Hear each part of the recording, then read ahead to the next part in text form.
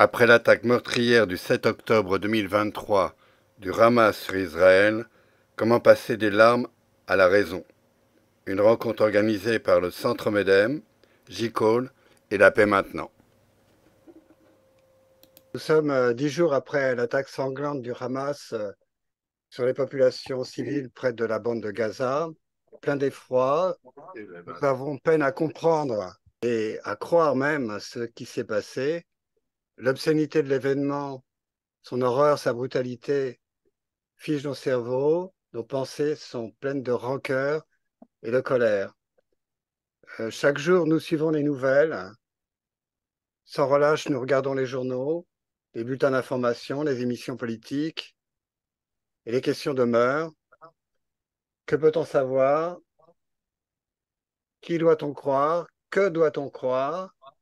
Que peut-on espérer? Que peut-on faire?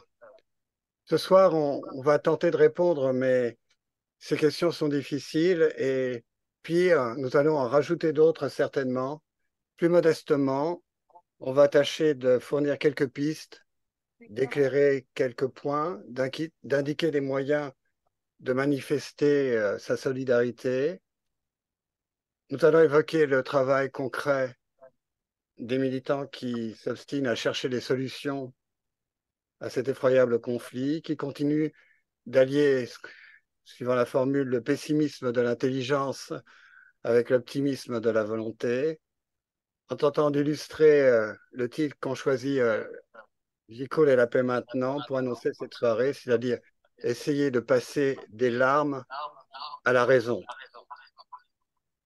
Car il nous est apparu, conjointement le Centre Medem, J-Call et La Paix Maintenant, qu'il fallait, pour reprendre l'image employée par Delphine Horviller et Rachid Benzine, tenter de peser et de penser l'événement non pas avec les tripes, mais avec la tête et le cœur. Les animateurs ce soir sont Sylvie Lidji, qui est membre du Centre Medem et qui aussi fait une œuvre de traduction des vidéos et des textes qui arrivent d'hébreu en français, un travail remarquable. David Shemla, qui est secrétaire général de JCAL, l'organisation juive du réseau européen, qui s'est lancée en 2010 à Bruxelles et nous y participions avec l'appel à la raison, en signant l'appel à la raison.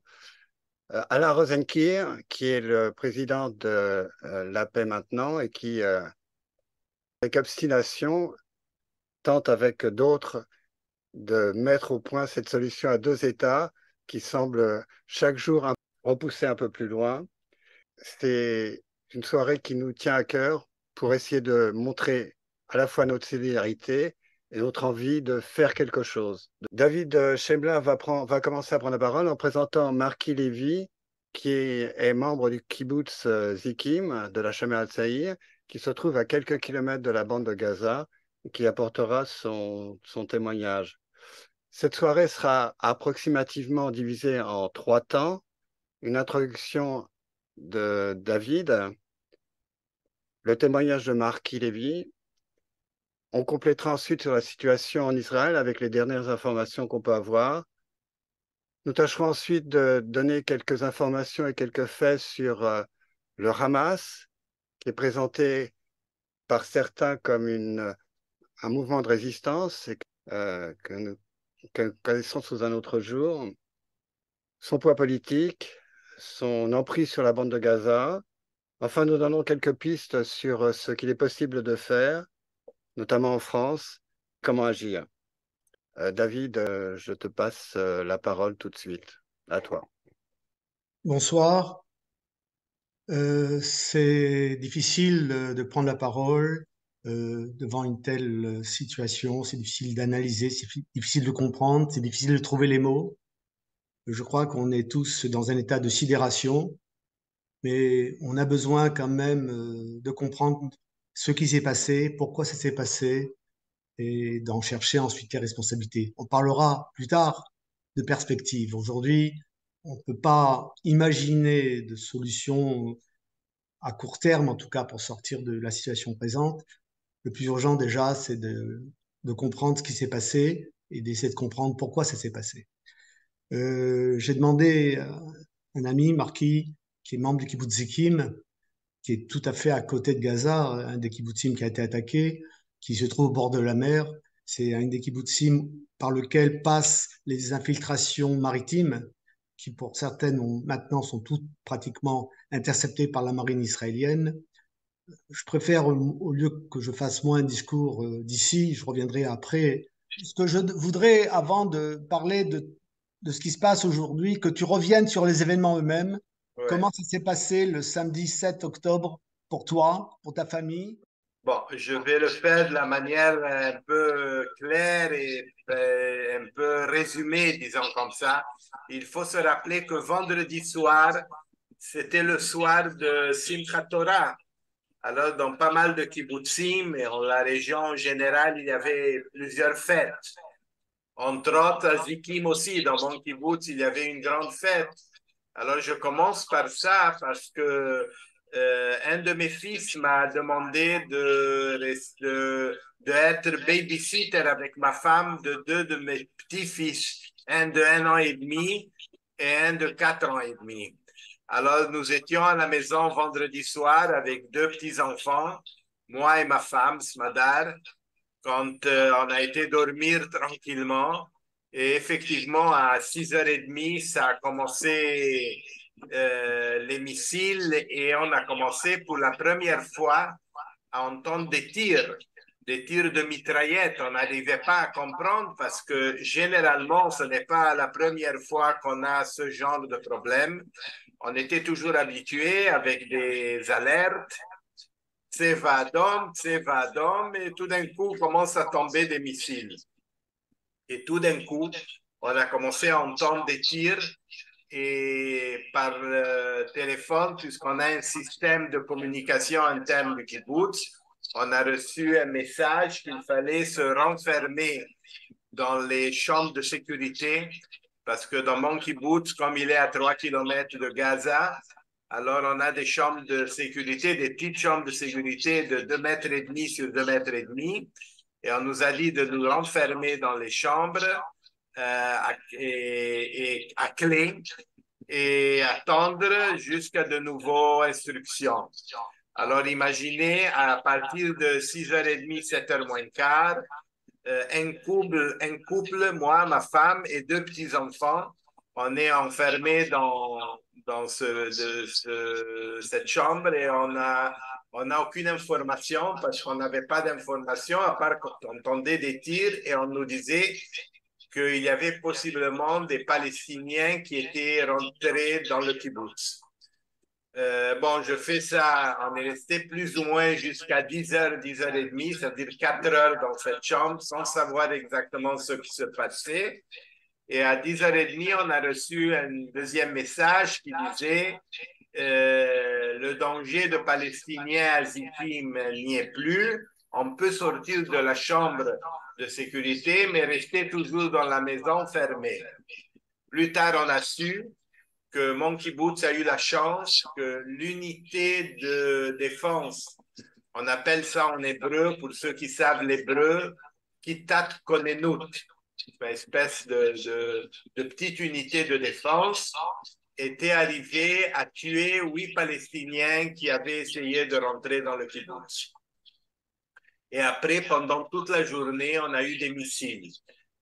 Il faut savoir que ça a été une très, très grande chance parce que malheureusement, plusieurs de nos kibbutzim voisins n'ont pas eu cette chance. Et malheureusement, les Palestiniens armés du Hamas sont arrivés à rentrer et dans plusieurs places, ils étaient dans un chiffre beaucoup plus grand parce que chez nous, c'était 8. Mais par exemple, il y a eu des kibbutzim où ils étaient une trentaine et même 80, comme le cas de Be'eri.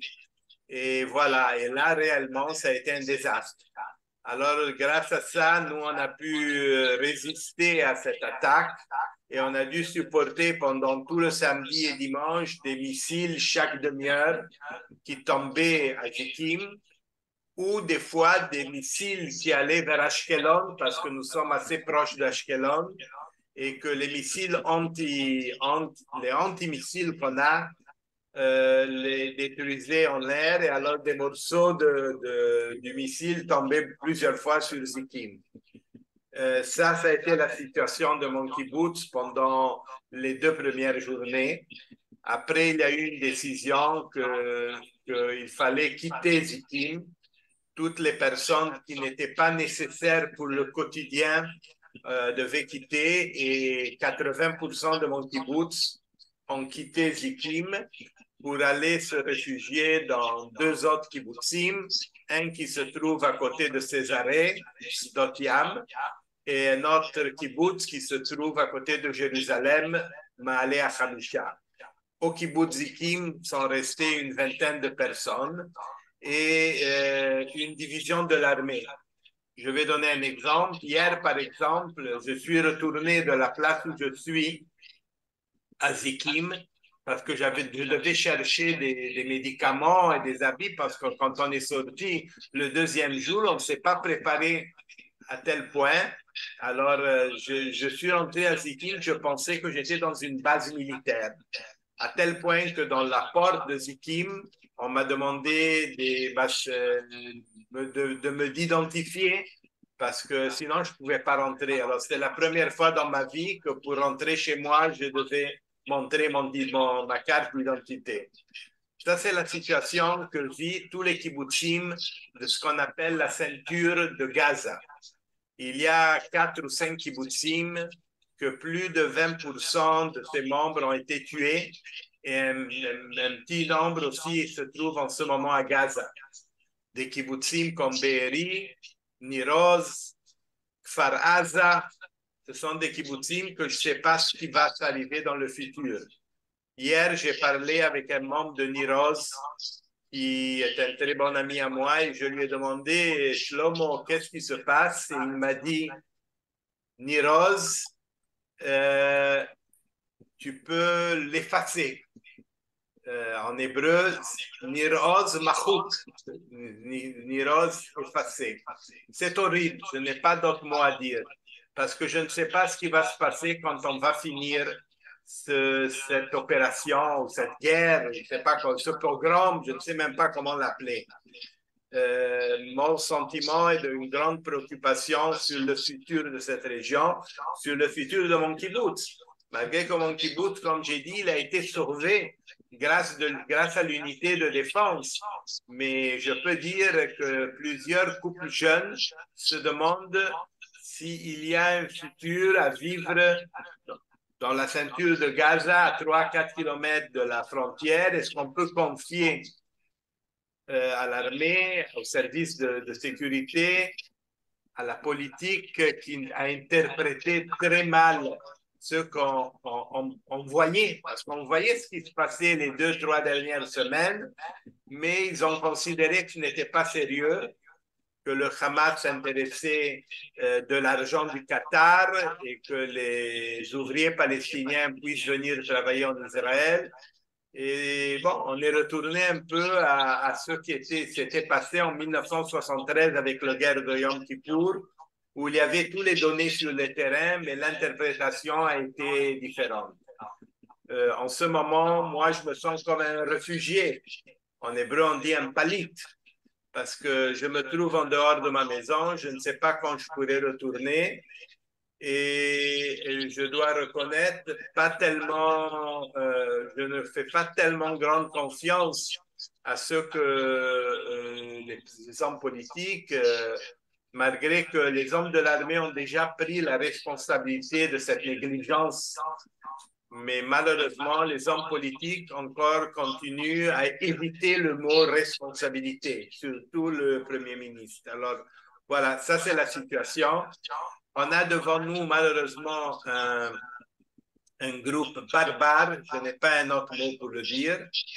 Et bon, je ne sais pas qu'est-ce qui va se passer dans le futur, parce qu'une chose est claire, moi je suis à Zikim et je resterai à Zikim, et les Palestiniens sont à Gaza et resteront en Gaza. Alors voilà, il faut trouver une solution pour ça. Et j'ai l'impression que on n'est pas là. Voilà, c'est ce que j'avais à dire. Merci, Marquis. Pour que tout le monde puisse comprendre, tu as fait mention de ce qu'on appelle en hébreu le Kitat Konenut, c'est-à-dire cette unité de défense qui a sauvé Zikim. Cette unité est constituée de membres du kibbutz, qui travaillent comme tout le monde et qui appartiennent à cette unité mobilisable en cas de besoin très vite. Ils n'ont pas toujours les armements nécessaires. C'est un des dysfonctionnements dont on parle beaucoup ces jours-ci, c'est que certaines unités, j'ai entendu hier à la télé sur un autre kibbutz ou sur la section de défense, il n'y avait que 7 fusils alors qu'ils étaient plus nombreux parce que pour des questions purement administratives, on ne les équipait pas. Et ces sections de défense ont sauvé, quand elles ont pu, certains kibbutzim. C'est le cas du kibbutz Niram, dont on a beaucoup parlé, où la responsable de cette section de défense était une jeune fille de 25-27 ans, qui a tout de suite compris ce qui se passait, qui a mobilisé sa section pour la mettre en alerte. Et ils se sont mis en embuscade à différentes portes du kibbutz. Et ils ont descendu 25 terroristes qui voulaient rentrer. Donc le kibbutz Niram a été sauvé. La même chose avec le kibbutz Magen. Magen, c'est le même cas. Exactement. Par contre, à Be'eri ou à Kfar Aza, ils se sont battus, les premiers, face aux terroristes. Il y a eu beaucoup de pertes parmi eux, mais malheureusement, ils n'ont pas pu arrêter cette invasion. Et on a vu le pogrom qui s'est passé dans ces kibbutzim. Voilà, je crois que c'est important de le dire parce que tout le monde ne connaît pas comment vivre un kibbutz, alors sachez-le que ça fonctionne comme ça. L'autre point qui est important aussi que vous compreniez tous, c'est ces 23 kibbutzim qui sont tout autour de la bande de Gaza, sont des kibbutzim qui appartiennent ou rattachés au mouvement travailliste ou au Meretz, c'est-à-dire à la gauche israélienne.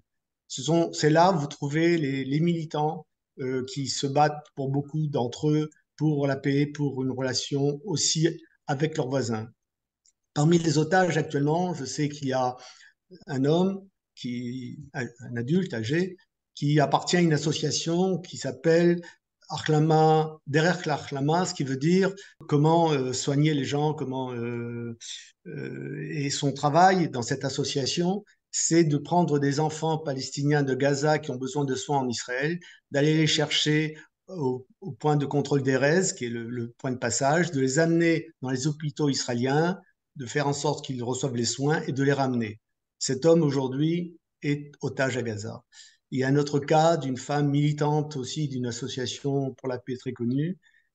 Il était 3 jours avant l'attaque à Ramallah et en Cisjordanie où elle a participé à des rencontres organisées entre militants israéliens et palestiniens pour la paix. Elle est aujourd'hui otage à Gaza.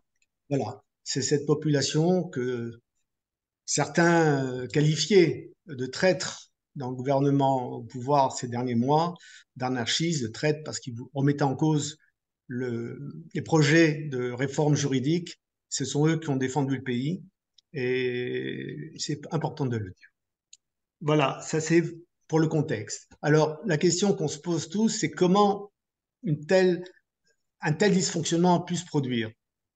Comme tu le disais, Marquis, 50 ans après la guerre de Kippour, moi, j'étais soldat à la guerre de Kippour, mobilisé. À cette époque, je vivais dans un autre kibbutz. Et je me rappelle le choc qu'avait ressenti tout le pays devant ce dysfonctionnement. Et je pensais qu'on avait appris de cela. Ce qui m'a surpris la semaine dernière, c'est qu'on ait été surpris encore une autre fois. Et surtout, d'abord, comme tu l'as dit toi-même, Marquis, c'est le signe d'un échec de la stratégie israélienne depuis des années.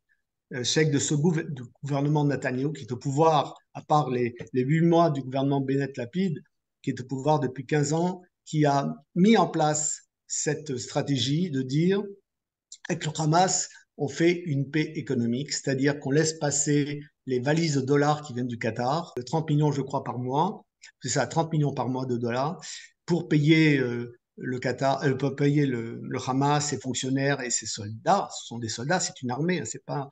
Et on a la paix comme ça. Et ils ont choisi de faire cette stratégie plutôt que de négocier avec l'autorité palestinienne qui est aujourd'hui moribonde, comme tout le monde le sait, parce que négocier avec l'autorité palestinienne aurait dû conduire à prendre le problème de ce conflit en main pour essayer de le résoudre pour une solution politique. On sait tous qu'il n'y a pas de solution militaire à ce conflit, qu'il ne peut y avoir qu'une solution politique. Comme tu le dis, Marquis, toi, tu resteras à Zékim, j'espère le plus vite possible, et tes voisins resteront à Gaza.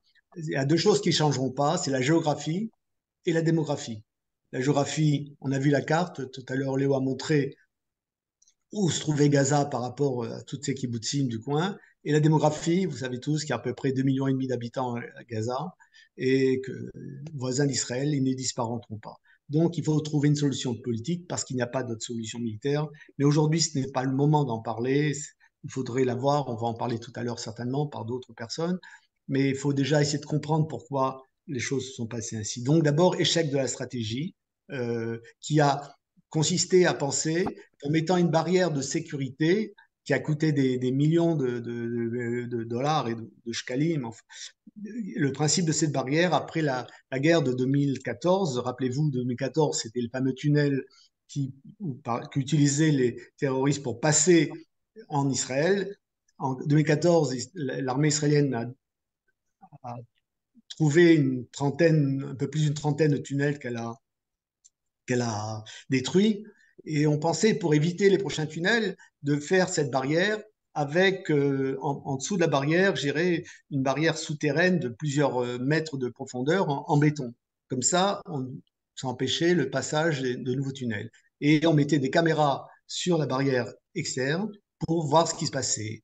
Et il y avait certainement, c'était des jeunes soldats dont le service consistait d'être toute la journée devant un écran et voir ce qui se passe sur le long de la barrière. J'entendais un témoignage d'une soldate qui maintenant n'est plus soldate, mais qui a fait cela dans les années précédentes. Elle disait, si un pigeon s'approchait de la barrière, l'alarme sonnait. Et là, l'alarme n'a pas sonné parce que le Hamas, qui connaissait très très très bien toutes ces structures et toute cette installation, a fait que masquer ces caméras, les a détruits ou les a cachés. Excuse-moi, il les a fait sauter. Il les a fait sauter. Les soldats sont mortes. Les soldats sont morts, je sais. Voilà, 22 soldats qui surveillaient les écrans sont mortes. Exactement, il les a fait sauter. Et à partir du moment où on ne pouvait plus voir ce qui se passait, ils ont pu rentrer avec des bulldozers et casser cette barrière. Il y a aujourd'hui 80 points de passage ouverts le long de la barrière. Alors, évidemment, depuis 2-3 jours, l'armée, on ne peut pas les reconstruire, mais Bush, par sa présence militaire, empêche les nouveaux passages. Ça n'a pas empêché d'autres infiltrations qui ont lieu depuis. Voilà, c'est important de rappeler ça. Autre point important, et je ne vais pas développer plus pour l'instant, c'est les choix que ce gouvernement a fait. Il y avait une unité, un bataillon qu'on appelle bataillon de Gaza, qui est en position normalement le long de la frontière, qui a été envoyé en Cisjordanie pour protéger les colons, et pas seulement les colons, les orthodoxes qui voulaient fêter Simchat Torah à côté de la tombe de Rachel. Et donc, le tombeau de Rachel. Et ils étaient là-bas au lieu d'être là où ils auraient dû être. Donc, voilà les erreurs de stratégie, de conception et l'erreur aussi de l'armée qui a mal anticipé cette attaque. Tout ça, comme en 73, en partant du principe qu'on pensait qu'ils n'étaient pas capables de faire ça. Aujourd'hui, il y a plein de témoignages qui disent que des gens, comme Marquis le disait, on sentait qu'il y avait des mouvements qui se passaient ces derniers jours. Le Shin Bet avait même convoqué la veille, vendredi, une réunion avec l'état-major pour signaler qu'il y avait peut-être un risque. On n'a pas considéré ce risque comme étant possible. Malgré tout, l'unité du Shin Bet a décidé d'eux-mêmes de se rendre sur le terrain pour voir ce qui se passe. Ils étaient présents quand il y a eu des attaques. Ils se sont battus eux-mêmes. Ils ont eu beaucoup de pertes au sein de leur unité pendant les premières heures avant que l'armée n'intervienne. En face, ils étaient très préparés. C'était une attaque militaire avec un armement très précis. Ils avaient des cartes, ils savaient où aller, chaque unité, unité du Hamas savait où elle devait se rendre. Il y avait les kibbutzim, il y avait cette rave partie, il y avait près de 5000 jeunes qui, depuis vendredi, étaient là-bas pour faire autour d'un festival de musique. À 6 heures du matin, vous imaginez, après une nuit où vous avez dansé, bu, beaucoup fumé aussi, dans quel état se trouvaient ces jeunes. Et cela, ça a été un massacre terrible. Alors, donc, d'une part, l'organisation de Hamas, qui avait des cartes en main, qui avait tout préparé. Ils avaient, pour ceux qui étaient rentrés dans les kibbutzim, pas Azikim, pas Niram, ou Magen, qui ont pu interdire l'entrée, mais les kibbutzim comme Be'eri ou Faraza, où ils ont pu rentrer, ils avaient miné l'entrée du kibbutz, ce qui fait que quand l'armée est arrivée quelques heures plus tard, quand elle a compris l'étendue de l'attaque, qu'ils sont voulu rentrer, ils sont tombés dans des embuscades, sur des mines, et ce qui explique le nombre aussi important de soldats, plus de 300 ce soir, qui ont été tués dans cette guerre qui ne fait que commencer. Voilà un peu pour comprendre le contexte. Les perspectives, on verra plus tard. David, je voulais poser une question à Alain. Il est important, à mon avis, de savoir d'où vient le Hamas, comment il est né. Il est né en 87. Et qu'est-ce qu'il a dans sa charte, qu'est-ce qu'il prône? Parce que il y a deux choses qui m'interpellent. La première, évidemment, c'est le fait que l'opinion israélienne pensait que c'était impossible, comme en 73, on a une espèce de mépris et une espèce de position de surplomb par rapport aux Palestiniens. Et donc, c'est une erreur colossale. La même erreur qui s'est faite maintenant avec le fait de ne pas regarder ce qui se passe à la frontière. Mais le Hamas est autre chose que simplement un groupe, alors je mets des guillemets bien entendu, qualifié de résistance encore par une députée ce matin. Et c'est vraiment un mouvement qui a une histoire et qui a aussi pas mal de sang sur les mains. Est-ce que tu peux développer un petit peu, Alain? On peut dire quelques mots. Mais effectivement, le Hamas est une émanation, comme vous le savez, des frères musulmans, c'est-à-dire un mouvement religieux. À la différence des frères musulmans, il est plus nationaliste que ne l'étaient les frères musulmans. Il a pu bénéficier de la politique mise en place par le gouvernement israélien visant à diviser pour mieux régner, c'est-à-dire que le gouvernement israélien, ça avait commencé déjà avec Cheikh Yassine, le gouvernement israélien a laissé... Était un des créateurs du Hamas. Un des créateurs du Hamas à Gaza, qui a finalement créateur handicapé, qui était sur une chaise roulante et qui finalement a été tué à un moment par l'armée israélienne. Et donc, l'armée israélienne a laissé le Hamas se développer dans un premier temps comme organisation sociale, qui est la stratégie habituelle, je dirais, des frères musulmans dans la plupart des pays arabes, de créer un réseau social très fort qui vient compenser l'absence de social welfare, de protection sociale qui existe dans ces pays, et qui, à partir donc de ce travail sur le terrain, avec énormément d'abnégation, énormément de générosité, entre guillemets, arrive à attirer la sympathie de la population. Et donc, l'idée était que finalement, le Hamas a pris le pouvoir à Gaza, après d'abord avoir gagné des élections, élections qui n'ont pas été reconnues, par de 2006. En 2006. Résultat des élections, toutes choses étant inégales par ailleurs, un petit peu comme ça s'est passé avec les islamistes en Algérie, qui ont le Front islamique qui a remporté les élections. Cette victoire n'a pas été reconnue par les autorités en place. Il y a une espèce de coup d'État militaire en Algérie, les militaires ont pris le pouvoir. À Gaza, l'autorité palestinienne a refusé de reconnaître cette victoire et l'année d'après, il y a eu véritablement un coup de force du Hamas qui a pris le pouvoir par les armes à Gaza au prix d'une guerre fratricide qui a été extrêmement violente, où les militants du Fatah donc proche d'Abou Mazen et de l'autorité palestinienne, étaient tués, entre guillemets, en étant jetés des étages élevés des immeubles, ou systématiquement leur tirer dans les genoux parce que c'était la blessure, quand on ne voulait pas les tuer, qui créait des séquelles insurmontables pour eux. Ça a été extrêmement violent. Le responsable de la sécurité d'Arlan a été obligé de quitter Gaza, de fuir, et cette guerre a été extrêmement violente. Et ensuite, donc, dans la charte du Hamas, comme vous le savez, je ne vous donne pas les articles parce que je ne les ai pas révisés, je ne les connais pas par cœur. Il y a cette non-reconnaissance de l'État d'Israël, des relents d'antisémitisme qui sont extrêmement forts et qui sointent un petit peu de partout.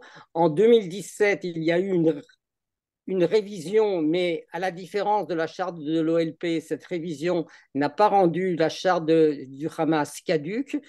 Simplement, il y a eu des ajouts qui ont montré, dans lesquels il était dit que sur le plan tactique, pendant un certain temps, on pouvait accepter de régner sur une partie de la Palestine et non pas sur la totalité, mais ce n'était pas une remise en cause de la charte.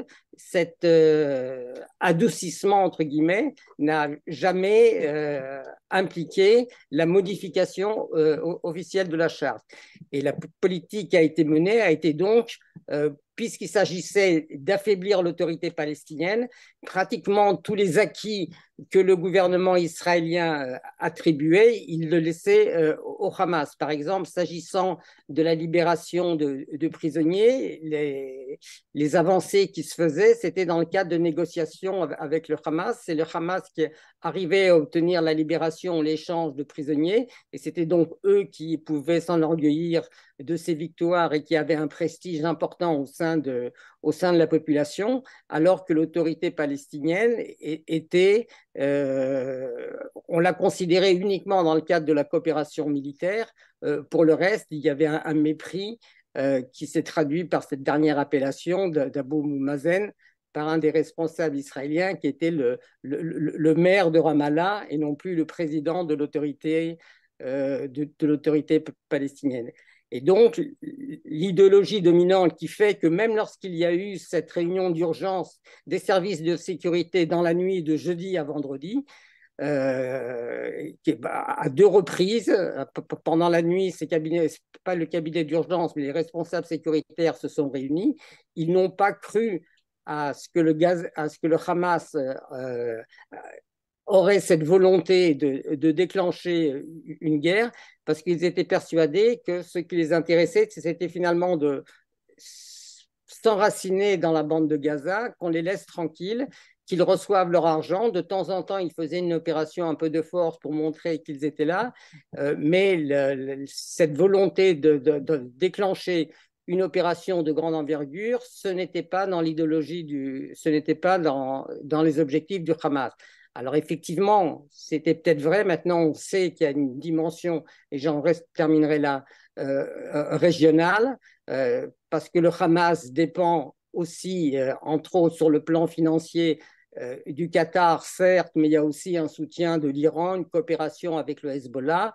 Et on sait qu'il y avait une volonté de l'Iran de torpiller l'accord qui se profilait avec l'Arabie saoudite. Et donc, il y a eu aussi des considérations de politique régionale qui ont probablement joué sinon l'ordre, du moins l'autorisation qui a été donnée au Hamas de se lancer dans cette opération, considération régionale qu'il est important également de prendre en compte. Certainement, mais il semblerait bien quand même que cette opération ait mis du temps à se mettre en place. C'est 1 an et demi de préparation d'après...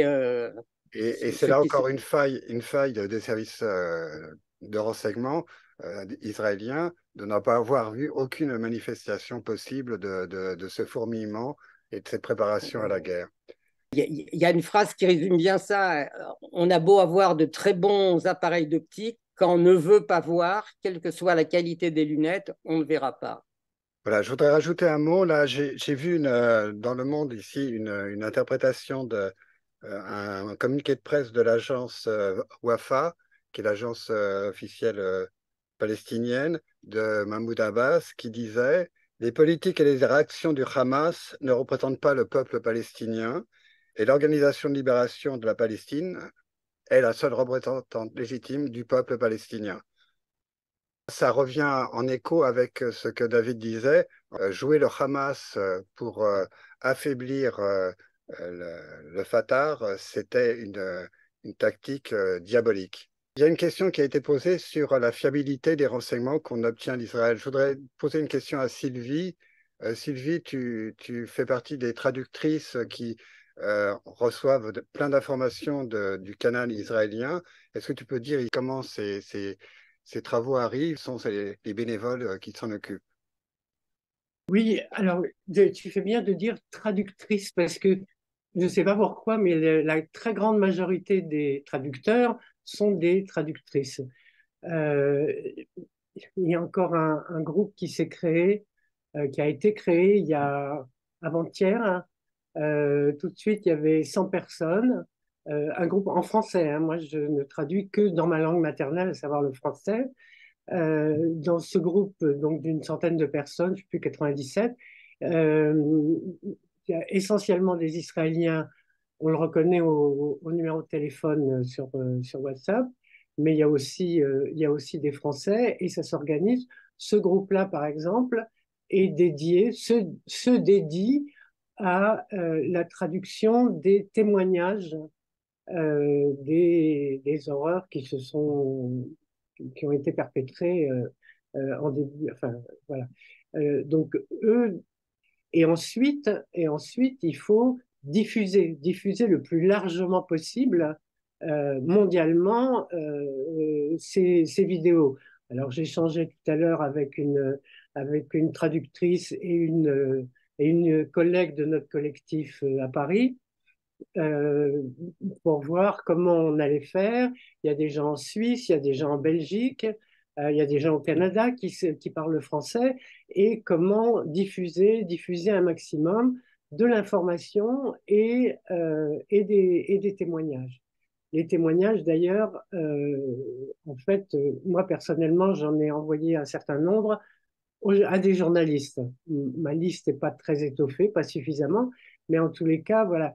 L'idée là est de montrer au monde d'abord ce qui s'est passé, parce que c'est tellement difficile à croire, de montrer au monde, comme ça a été dit tout à l'heure, que appeler ça de la résistance est parfaitement innommable et parfaitement insupportable, parce que ça n'est pas de la résistance, parce que le Hamas ne s'est jamais présenté comme un mouvement nationaliste qui revendique un État pour, quelle qu'en soit la forme, peu importe, mais qui revendiquerait un État pour le peuple palestinien. Jamais.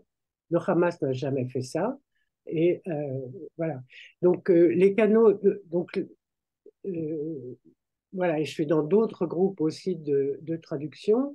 Mais je ne me contente pas de faire ça, puisque notre collectif à Paris était un collectif qu'on avait mis en place depuis le mois de février, on va dire, euh, pour contester les projets de réforme de la justice de Netanyahou, de l'accuser Netanyahou, comme ça se dit souvent, c'est-à-dire ce monsieur Premier ministre qui a 3 procès graves,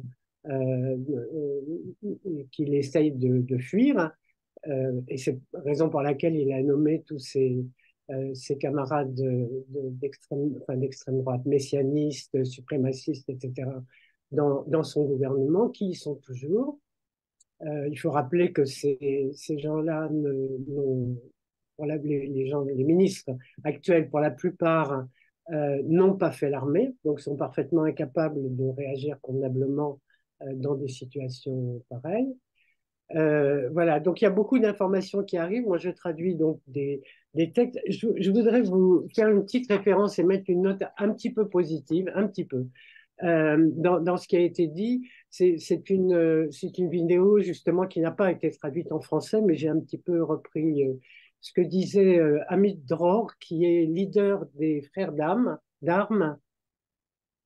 et Achim Laneshek, qui est un mouvement de contestation. Et la vidéo qu'on a pu voir, qui a circulé, se trouve dans un centre de collecte de Tel Aviv, là où les gens viennent déposer des objets, des choses, là où viennent des bénévoles pour trier, pour emballer, pour mettre dans des cartons, etc. Et pour envoyer toutes sortes de choses comme des vêtements, des sous-vêtements, des produits d'hygiène, de la nourriture sèche de préférence, des confiseries, du chocolat, des couvertures, des jouets pour les enfants des familles du Sud qui ont, on a entendu des témoignages, qui ont tout perdu. J'ai vu ce matin qu'un réseau d'opticiens mettait aussi en place la possibilité d'envoyer des lunettes de vue pour celles qui auraient été cassées. Voilà. Donc tous les jours, des choses sont emballées de cette manière-là et sont envoyées tant pour ces familles du Sud qui sont devenues des réfugiés dans le centre du pays que pour les soldats. Les jeunes soldats, par exemple, et les soldats et les réservistes. Les jeunes soldats, par exemple, sont rentrés à la maison ce fameux week-end, le vendredi et le samedi, parce que c'était fête, donc ils étaient en permission euh, chez leurs parents. Celui qui était, je pense à un jeune que je connais, mais il y en a eu plein d'autres, dont la famille habite pas loin du lac de Tibériade. Bah, le temps qu'il arrive du lac de Tibériade jusqu'à Gaza, ça prend du temps. Ça prend quelques heures, parce qu'il y a des kilomètres. Il peut y avoir, je sais pas, 300 kilomètres ou plus. Et voilà. Et donc, ces jeunes, donc, ils sont partis, ils ont été mobilisés. Et ces jeunes qui pensaient rentrer, par exemple, le week-end suivant à la maison, avoir une permission, eh bien, restent à l'armée. Donc, ils ont besoin de changer de sous-vêtements, ils ont besoin de brosser à dents. Ce qu'il nous raconte justement dans cette vidéo, il montre non, c'est pas juste une question de générosité, mais de solidarité, de fraternité de la population, des citoyens israéliens. Parce qu'en fait, alors, il dit la chose suivante, je persiste à être optimiste. Une chose que nous avons pu observer malheureusement, c'est que le gouvernement d'Israël ne fonctionne pas. Il n'existe pas. Les ministres ont disparu. Certains ont été vus buvant un verre à la terrasse d'un café pendant que les gens se battent sur le front. Et effectivement, l'organisation logistique de transport, des choses essentielles n'ont pas été faites, le gouvernement, l'État était aux abonnés absents, et il est plus ou moins toujours, et tous les mouvements de contestation.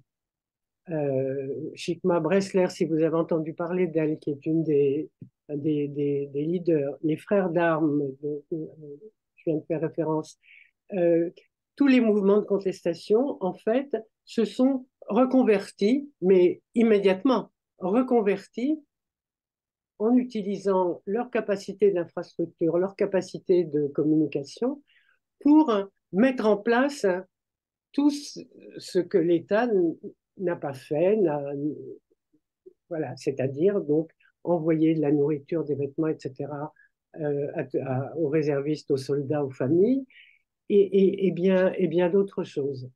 Et dans la foulée, justement, à cause de cette incurie, à cause de cette incurie et de la responsabilité, comme le disait David tout à l'heure, où le Premier ministre se débrouille pour, voilà, a fait un discours l'autre jour où il se débrouille en fait, il n'a jamais prononcé le mot de responsabilité, il ne s'est jamais dit responsable de quoi que ce soit, mais il a essayé de se défausser sur d'autres gens, de dire que d'autres, que lui était responsable, alors qu'il est aux commandes depuis, oui, depuis 12 ans, 15 ans, je ne sais pas combien. Voilà, alors, donc ces mouvements de contestation ont pris en main tout cela, et les gens sont en colère. On évoquait tout à l'heure ce qu'on appelle dans la presse en France les otages. Enfin, ils ne sont pas otages, ils sont essentiellement des gens raptés, kidnappés, raflés. Hein. on attendrait du gouvernement d'Israël qu'il fasse le maximum pour les faire libérer, pour les faire revenir à la maison. Et Attends, Sylvie, on va parler peut-être du problème des otages parce que c'est en liaison certainement avec ce qu'on attend, ce qu'on redoute en même temps, c'est-à-dire l'intervention prévisible mais terrible qui va se passer sur. non, alors ce dont je voulais parler, c'est pas tout à fait ça, c'est de dire que les gens en Israël sont en colère, sont très en colère.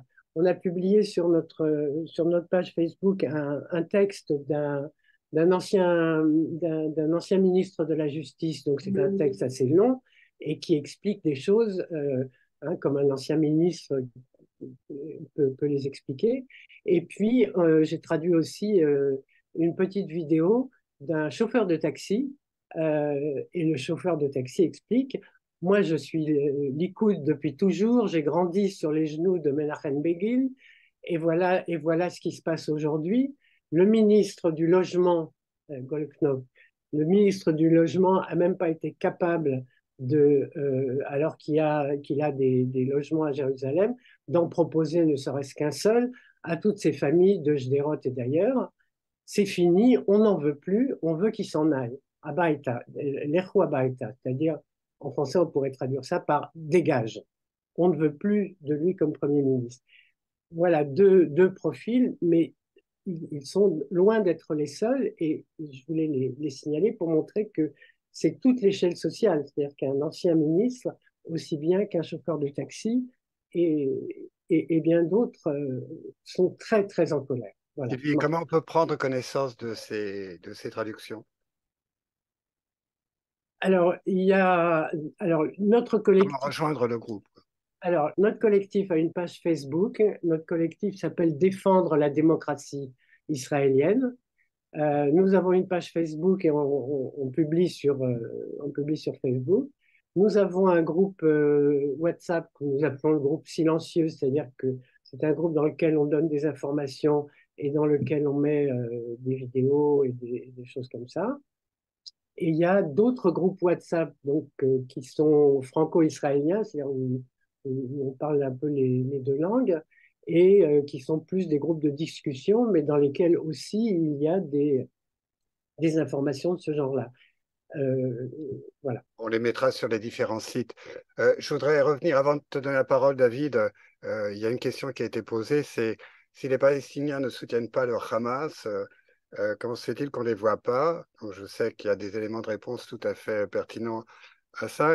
Et moi, je voudrais peut-être prendre la question que souvent les Israéliens, en général ceux qui soutiennent le gouvernement, avancent, c'est que il n'y a pas d'interlocuteur palestinien pour essayer de construire quelque chose ensemble de façon politique.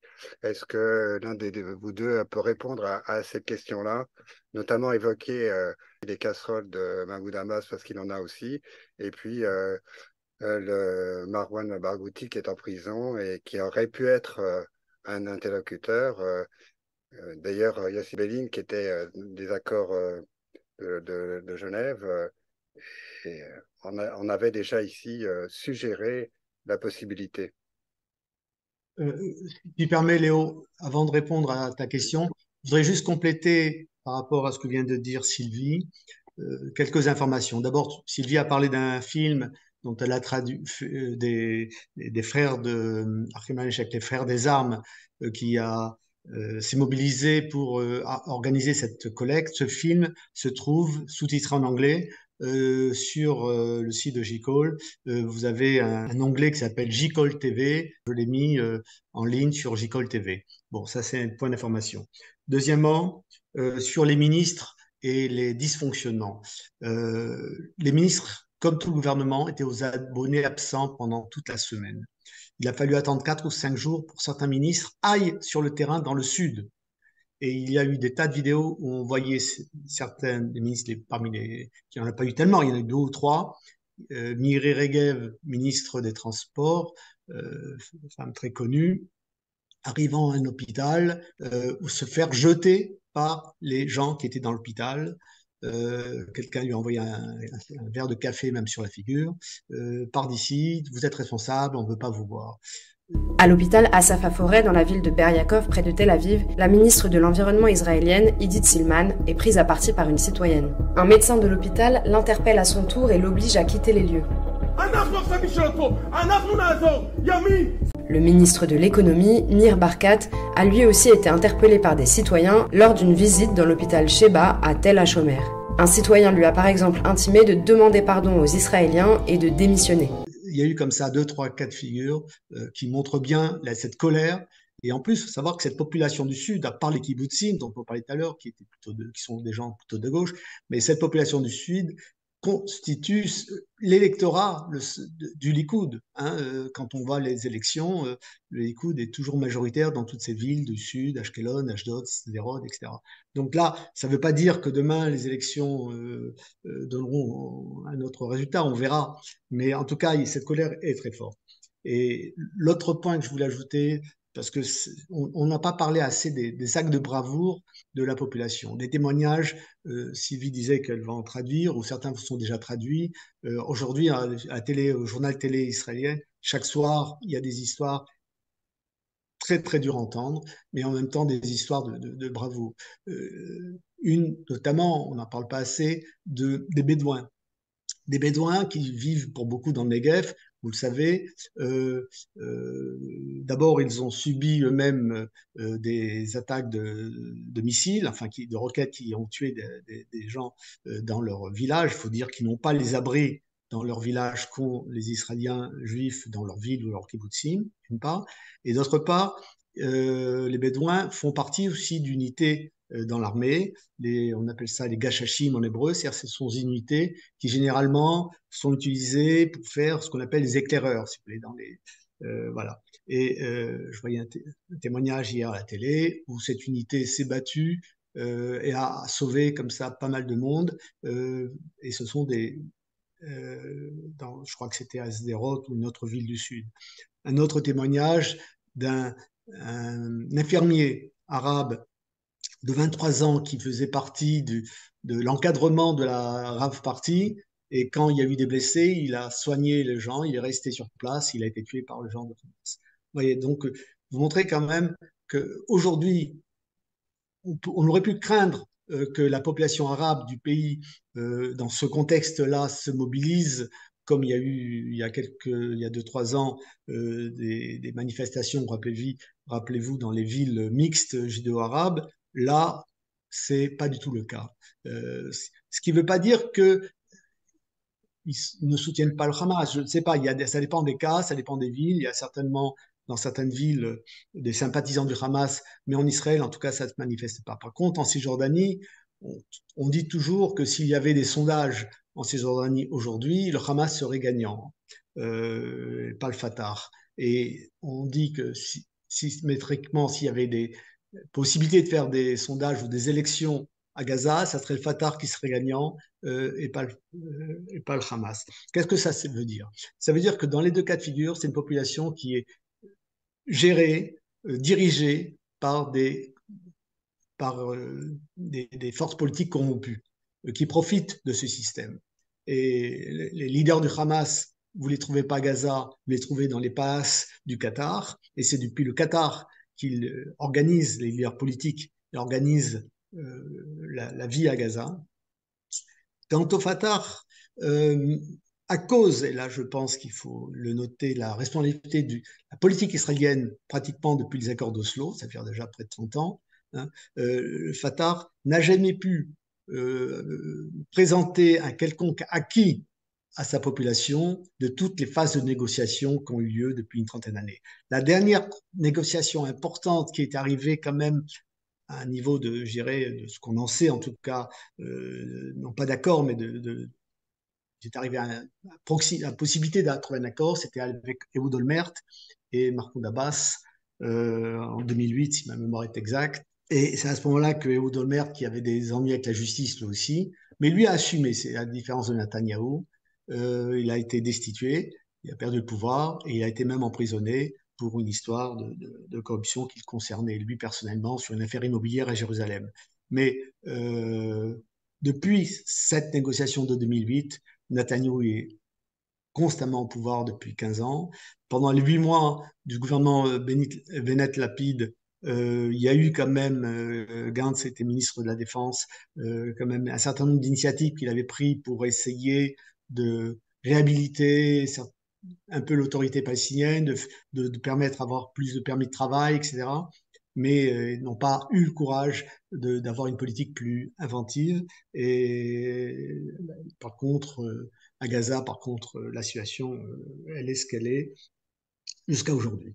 Voilà, ça c'est important de répondre. Alors, je vois parmi les questions qui sont posées, pourquoi il n'y a pas s'il y a une opposition au sein des Palestiniens, pourquoi il n'y a pas de manifestation contre le Hamas? Bon, il est évident, d'abord, hein, on n'est pas tout en Cisjordanie, et encore plus à Gaza qui vit sous une dictature, que les gens ne vont pas manifester dans les rues, et surtout pas en période de guerre en ce moment. Il y a un phénomène très classique dans le monde arabe, que l'on connaît, surtout en ce moment de crise, d'identification avec la force qui se bat sur le terrain. En plus, comme on le sait tous, la guerre aujourd'hui se déroule pas seulement sur le champ de bataille, mais elle se déroule sur les écrans et les réseaux sociaux. Et les images, et pour cela, j'avoue que j'ai été bluffé, comme on dit, par les images que le Hamas a su filmer et diffuser de son attaque du 7 octobre.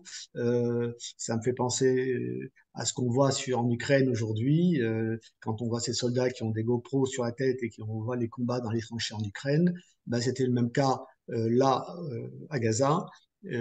Toutes ces images des ULM qui arrivaient vers Israël, ces forces sur des motos, des escadrons qui rentraient dans les kibbutzim, ou des voitures béliers, etc. Donc ça, ces images-là, ça a galvanisé dans le monde arabe, comme toujours, les populations. Et à prendre un exemple, entre autres, un pays que je connais un peu, la Tunisie, un pays dont on aurait pu espérer après la révolte de Jasmin qu'il évoluerait vers pas une démocratie, mais en tout cas, il y aurait beaucoup plus d'évolution vers une société plus libérale. Du temps de Bourguiba, c'est vrai que Bourguiba avait eu l'intelligence de libérer la condition de la femme, de développer les écoles, rendre l'école obligatoire, etc. Malheureusement, depuis qu'il y a un gouvernement dirigé par un président élu, certes, mais qui se comporte comme un dictateur, le pays dans une situation économique catastrophique. Il se comporte à l'égard des réfugiés qui viennent du Sud, comme vous le savez, de façon enfin, comment dirais-je, il les laisse s'affamer ou mourir dans le désert. Et voilà. Et plutôt que de s'occuper de sa population, de la développer, ben, c'est tellement facile quand il y a un ennemi extérieur, que cet ennemi c'est Israël. On voit la population tunisienne dans les rues manifester, comme ailleurs dans d'autres pays, au Koweït, où on ne pense pas qu'il y ait beaucoup de gens qui aient des problèmes économiques là-bas. Donc voilà, c'est toujours le même phénomène, l'utilisation des images, galvaniser des populations. Maintenant, est-ce à dire qu'il n'y a pas d'espoir pour avoir un jour des partenaires?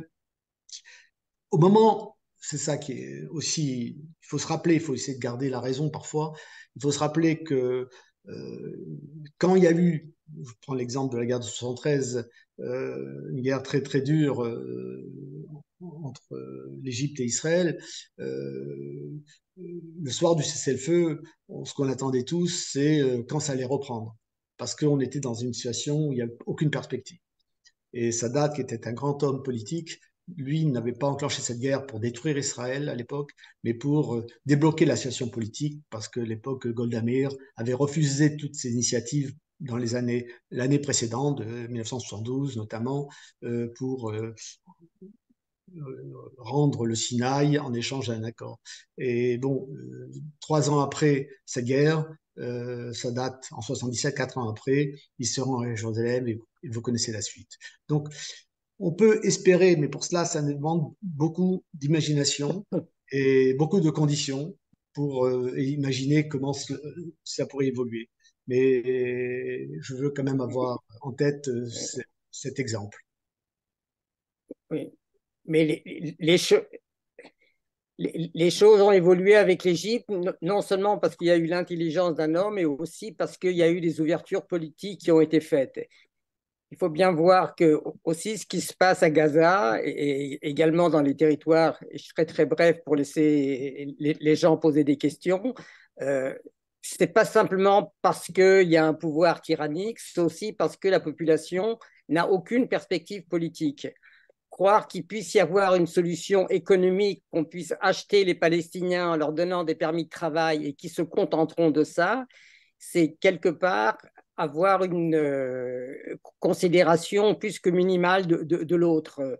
Les Juifs n'ont jamais accepté, même quand ils avaient une bonne situation économique, d'être sur le plan politique et le plan identitaire dans une situation seconde, entre guillemets. On ne voit pas pourquoi les Palestiniens l'accepteraient. Et il n'y a jamais eu une ouverture politique qui a été faite ni aux Palestiniens, et même avec l'autorité politique, avec l'autorité palestinienne, pardon, où effectivement il y a eu une coopération sécuritaire. Le moment où il y a eu effectivement un partenariat, c'était dans la continuation d'Oslo, parce que là, il y avait une perspective politique, il y avait l'espoir et tout le monde avait l'impression que politiquement, les choses allaient évoluer. On n'était pas simplement dans une amélioration des conditions économiques. Les discours fanfaronnades qu'on entend actuellement, dont on va extirper le Hamas, on va nettoyer le Hamas, on va les supprimer jusqu'au dernier, tout ça, c'est du bullshit qui n'aura aucun résultat, si ce n'est un affaiblissement momentané, dans la mesure où il n'y aura pas une perspective politique qui sera donnée aux gens de Gaza. Sinon, cette haine qu'ils ont à l'égard des Israéliens et qui grandit de génération en génération, malheureusement parce qu'il y a un cycle de la violence et on a eu nos morts, ils ont les leurs, et chacun a son propre narratif, mais sans perspective politique, il est peu probable qu'effectivement on arrive à éradiquer le Hamas, si ce n'est dans les discours, et ça sera d'une faible utilité. C'est la raison pour laquelle aussi bien le camp de la paix, c'est ce qu'on a dit dans le communiqué de la paix maintenant, qu'on retrouve dans le communiqué de J. Cole, c'est ce que Marquis a dit aussi, les Israéliens et les Palestiniens sont quelque part là où ils sont et ils resteront là. Et donc, il faut bien entendu se défendre, bien entendu savoir utiliser la force, mais aussi dans le cadre et avec un prolongement politique. Et c'est actuellement ce qui manque, y compris il y a une partie du camp modéré israélien, parce que des gens comme Gantz, Saar, Bennett, lorsqu'ils ont été au pouvoir politiquement, les discussions qu'il y avait avec Netanyahou portaient plus sur des points de détail qui sont importants malgré tout au niveau des conditions de vie que sur le plan d'une véritable perspective politique. Si Israël veut continuer à avoir à la fois le beurre et l'argent du beurre, on sait que ça ne marche pas et qu'il y a un moment où il faut faire des compromis. Oui, et dans le prolongement de ce que tu dis, Alain, j'ai lu une interview de Elias Sambar, qui est oui, qui est un Palestinien, mais qui réfléchit un Oui, petit peu, qui est aussi un poète, qui est aussi le traducteur de de Darwin. Mahmoud Darwish. Voilà. Et on lui a demandé comment comment la situation peut-elle évaluer. Et il répond de la façon suivante: je vois trois scénarios. Le retour au statu quo, c'est ce qui satisfaisait en fait le gouvernement actuel. Il dit c'est sans doute une attente avant une prochaine explosion et c'est le scénario le moins probable parce que le Hamas ne s'arrêtera pas là. Et il dit un deuxième scénario, ce serait effectivement euh, le fait de pouvoir raser le Hamas, vider Gaza et reprendre ces territoires qui appartenaient précédemment à l'Égypte et qui sont une verrue, une excroissance, quelque chose d'ingérable et une nouvelle Nakba, s'il emploie ce mot-là, pour les Palestiniens. Et ça, c'est intolérable. Il dit le troisième scénario possible, très vaguement imaginable, ce serait une réédition de la conférence de Madrid de 1991 qui a précédé les accords d'Oslo, où, à la surprise des Palestiniens même, ils ont été convoqués comme partie prenante alors que c'était les grandes puissances qui se mettaient d'accord. Il dit, c'est peut-être possible. Blinken, le chargé d'affaires, le ministre des Affaires étrangères américain, l'équivalent, a laissé entendre avec une phrase intrigante, c'est le mot qu'emploie Elias Samba, où il parle de décisions douloureuses qui devront être prises. Si c'est vraiment quelque chose qui peut être imposé par les États-Unis, c'est peut-être ce que tu disais, c'est-à-dire une ligne d'horizon politique qui se profile. Juste Oui. une remarque, tu as parlé de Madrid. Il faut se rappeler que les Israéliens ne voulaient pas aller à Madrid et qu'il a fallu des pressions très fortes des États-Unis, de menaces qu'ils allaient couper l'aide économique pour obliger Shamir finalement à accepter les négociations de Madrid. Je rappelle qu'en 93, c'est donc les accords d'Oslo qui en sont suivis. Depuis hier circule une pétition en Israël signée par des personnalités très connues, engagées depuis toujours contre l'occupation, des écrivains comme David Grossman, comme Eva Illouz, qui a écrit un article publié dans Le Monde de ces jours-ci très, très intéressant, des anciens députés du Meretz comme Osiraz, des militants associatifs, etc., qui s'adressent aux radicaux de gauche dans le monde, notamment aux États-Unis, dans les universités américaines. Chez nous, en France, on parlerait du LFI ou des positions prises par le LFI. Tous ces gens-là qui qualifient le Hamas de mouvement de résistance. Et dans ce texte très clair, il les dénonce cette position. Il affirme que le Hamas n'est pas un groupe de résistance, mais et ils interpellent cette gauche radicale sur ses positions, tout en étant toujours en condamnant évidemment la politique israélienne dans les colonies, ça ne change pas. Mais ce qui s'est passé là le week-end dernier, c'est un pogrom. Il n'y a pas d'autre mot. Les histoires sont abominables, vous pouvez les lire. Et dans le même ordre d'idée, il y a des. J'ai vu, alors j'ai pas noté l'université, il y a un professeur qui est israélien à la base et qui enseigne dans cette université et qui a publié, je l'ai vu là juste quelques minutes avant notre réunion de ce soir, et qui dit un peu ce que vient de dire David. Il dénonce le fait que dans cette université, on donne la parole à des gens qui soutiennent le Hamas euh, parce que parce que c'est la liberté, le droit à l'expression, le droit à la liberté de parole qu'il y a aux États-Unis. Et il dit aux gens, mais vous n'auriez jamais l'idée de laisser parler des gens qui soutiennent le Ku Klux Klan, et là, vous les soutenez. Et en fait, il cherche à diffuser ce genre, sa vidéo et d'autres dans l'ensemble des universités américaines. Et nous, ce qu'on fait quand on met des vidéos voilà, à la lecture ou que chacun puisse lire, l'idée, c'est de les diffuser, c'est de les partager à vos proches, à des gens que vous connaissez qui pourraient eux-mêmes les repartager, parce que aujourd'hui, alors la guerre sur le terrain, elle n'est pas finie, loin de là. Juste pour l'anecdote, si je puis dire, j'échangeais avec une traductrice sur WhatsApp, et donc par petit message sur la traduction d'une expression, etc. Et tout à coup, elle me marque alerte. Et donc, elle disparaît pendant un moment parce qu'il y a une alerte, donc elle ne peut pas continuer la conversation. Et puis, elle revient au bout d'un moment et on continue à parler. Bref, tout ça pour dire que toutes ces vidéos, c'est la guerre donc il y a de la guerre sur le terrain. Elle habite à Rishon LeZion, qui est pas très loin de Tel Aviv. C'est la guerre sur le terrain, mais c'est aussi la guerre des images, la guerre de la communication.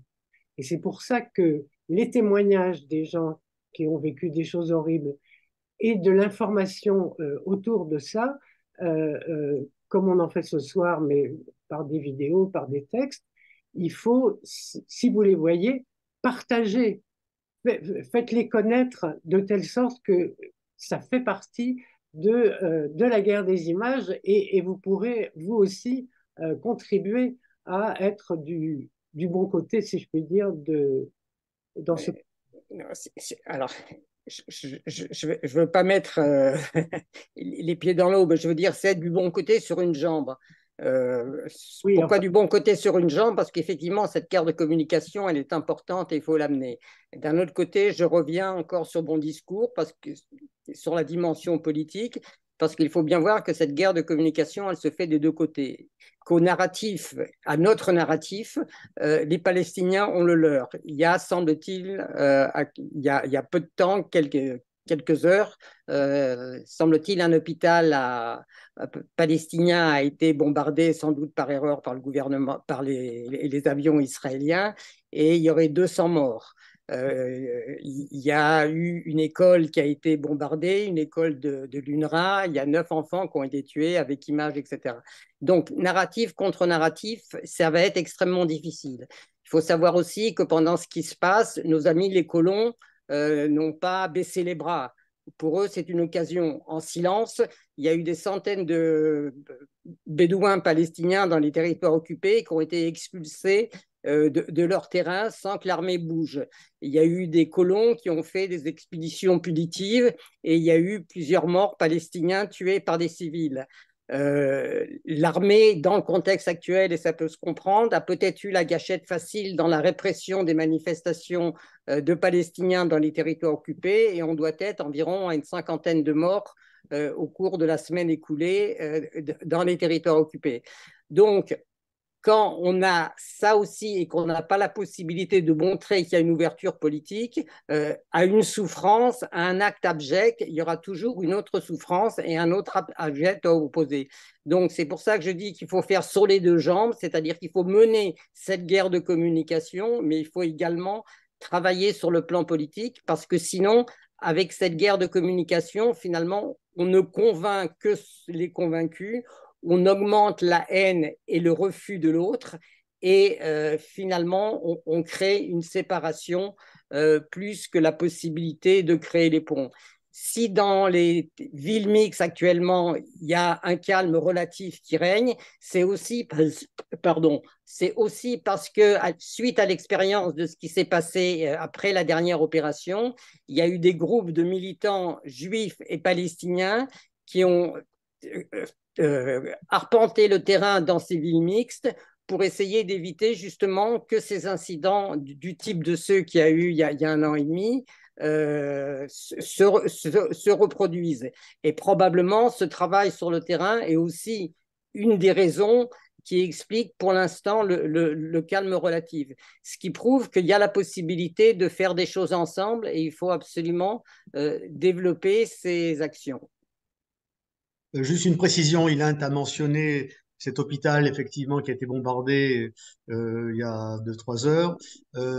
Pour l'instant, ce que j'ai pu voir au journal télévisé de ce soir, l'armée fait des enquêtes, mais le scénario, parce qu'au même moment partait un certain nombre de missiles de Gaza vers Israël, et quelques secondes après, il y a eu cette explosion sur l'hôpital. Un des scénarios, c'est qu'un des missiles, pas parce qu'il a été touché par les contre-missiles israéliens, soit pour une autre raison technique, serait tombé sur l'hôpital.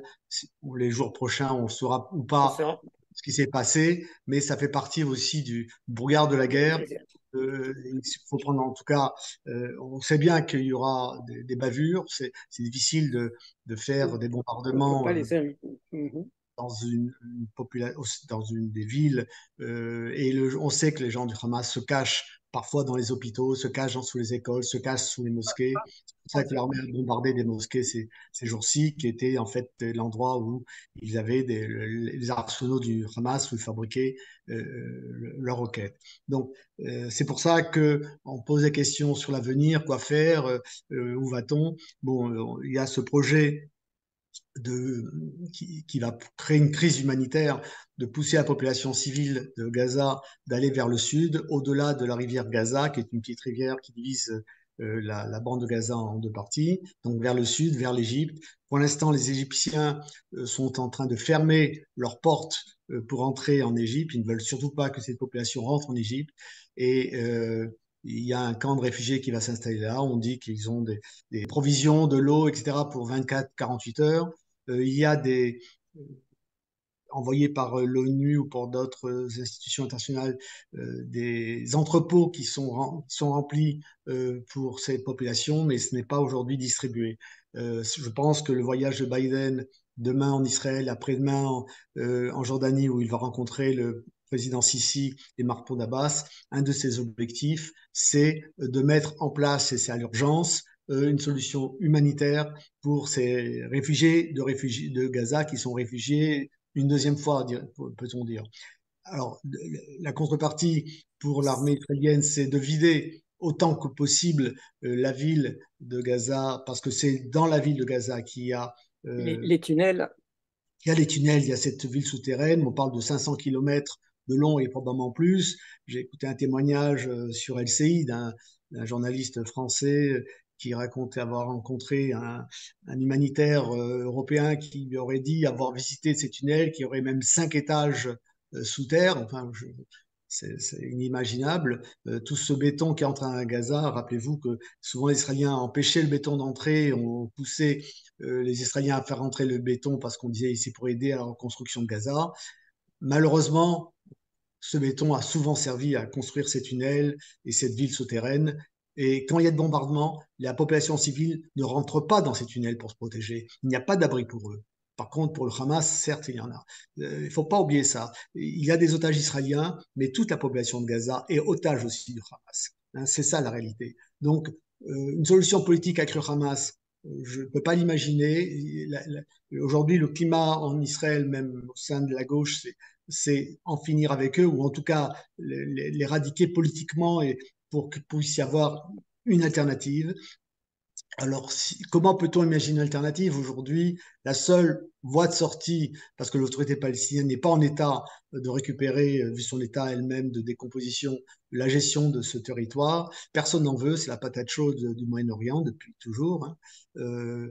La seule possibilité, me semble-t-il, c'est une très forte implication internationale, à la limite de mettre, pourquoi pas, Gaza sous protectorat. Avec des contrôles onusiens, l'argent venant des pays arabes, pour vraiment rétablir cette région complètement et permettre, ça mettra du temps, qu'émerge une autre direction. Le peuple palestinien qui a vécu tellement de tragédies, aujourd'hui est un peuple malade. C'est-à-dire que j'ai vu des témoignages, j'ai entendu plutôt des témoignages. Vous avez parlé tout à l'heure de ces gens israéliens qui allaient accompagner des enfants vers les hôpitaux israéliens pour les soigner puis les ramener. Les enfants venaient avec leur père, etc. Il y a des témoignages que dans les kibbutzim attaqués, on voyait ces familles dont les enfants avaient été soigner, faire partie des pillards qui sont entrés, parce qu'il y avait les terroristes du Hamas, mais on a vu les images, aussi beaucoup de gens qui sont venus piller. C'est une population pauvre, ils voulaient récupérer des choses, des jouets, des objets, etc.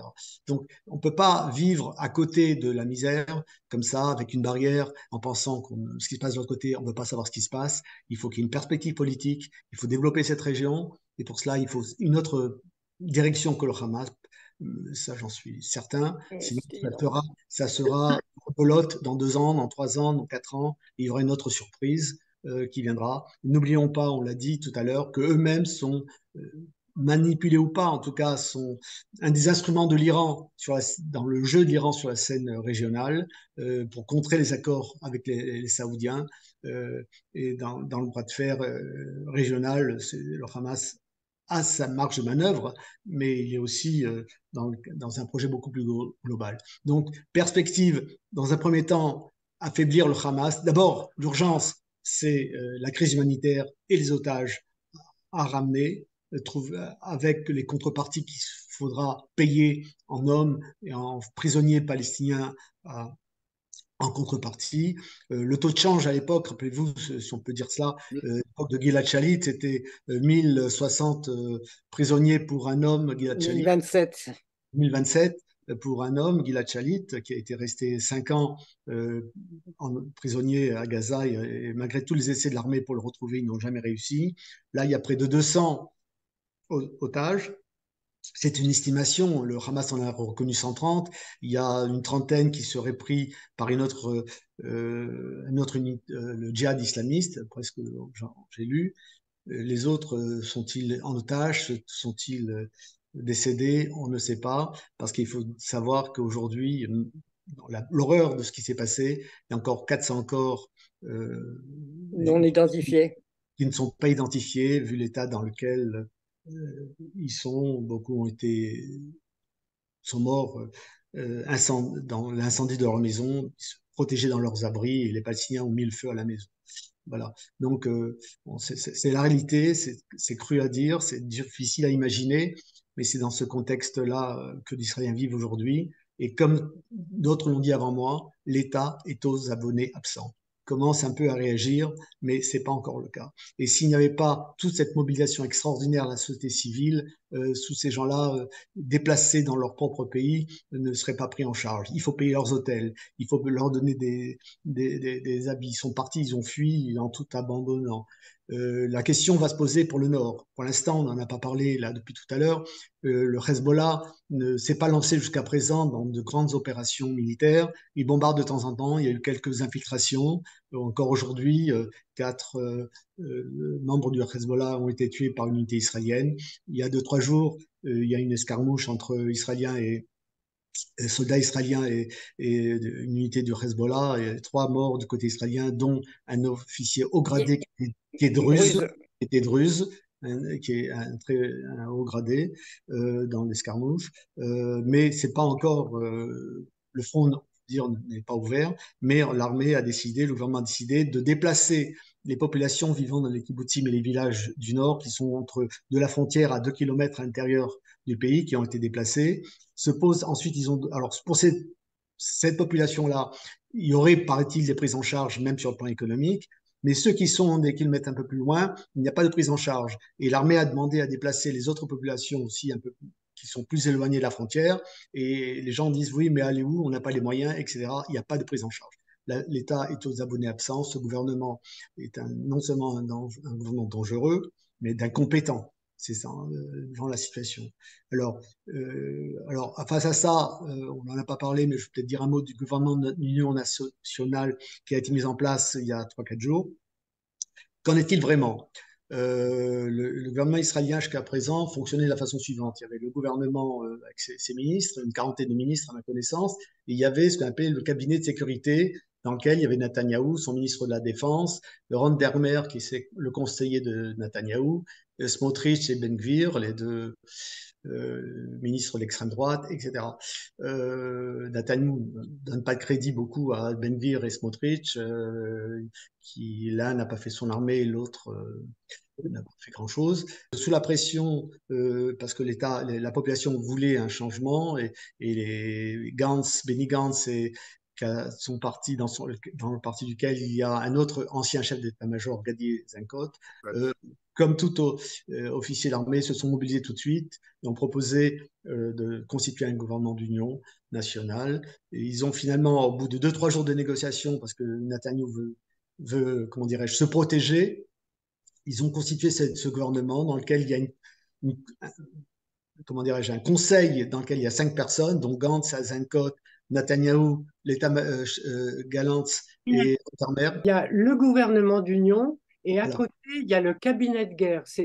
Précise comment c'est exactement, comment ça marche. Alors voilà, j'ai fait quelques recherches cet après-midi pour vraiment y voir clair. J'ai trouvé sur le site de l'Institut israélien de la démocratie, Benny Gantz est rentré dans le gouvernement d'urgence. En fait, c'était la condition sine qua non pour rentrer dans ce gouvernement d'urgence, c'était la création d'un cabinet de guerre qui aurait les pouvoirs de gérer les opérations militaires pendant la guerre. Enfin, Ben Gvir et Smotrich, eux, n'ont jamais fait l'armée.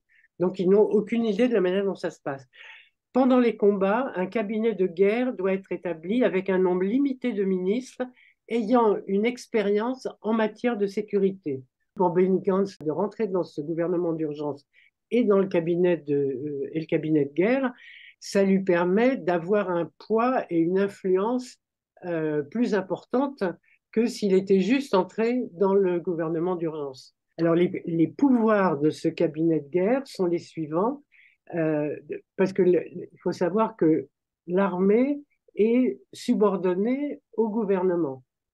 Donc, le gouvernement donne l'orientation stratégique et l'armée met en place ce qu'on lui a demandé de faire, quoi, ces orientations stratégiques.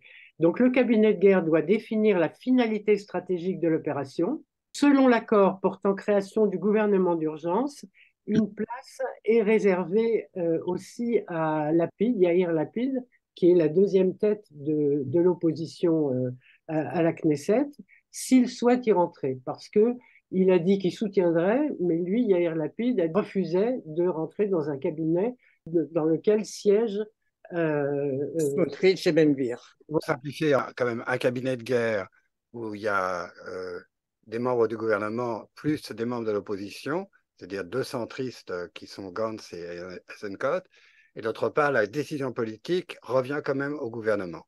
C'est bien ça qu'il faut essayer de comprendre. C'est le gouvernement qui, malgré tout, va pouvoir décider. On sent bien quand même qu'il y a une espèce d'enclume qui tient un fil et qui est au-dessus de la tête de tout le monde. Elle est présente dans toute la discussion. C'est quand même ce qui va se passer sur l'enclave de Gaza, sur la bande de Gaza.